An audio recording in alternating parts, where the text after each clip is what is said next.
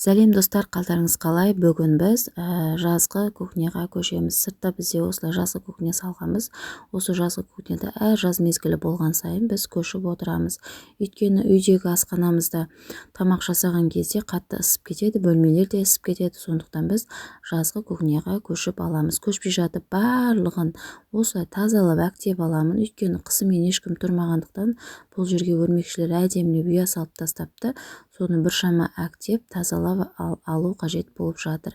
Өйткені әктеген кезде ауасы да тазарады, және өрмекшілердің ұялары да тазарып қалады, біршама әдемі болып қалады. Осылай әктеп болғаннан кейін әктамаған жерлерін міндетті түрде артынан сүртіп отырамын. Сүртпесем әк қатып қалып, сосын кейін маған кетіруге өте қиындық тудырады. Мінекей достар, әктеп бітіп қалды, есікке де келіп қалыппыз. Енді әктеп болғаннан кейін кілемдерді жуып, оны кепкенін күтіп, сосын салып, біршама сүртіп тазалап болғаннан кейін сіздерге тағы да екінші бөлімді салатын боламын достар. Мінекей әктеп болдық достар.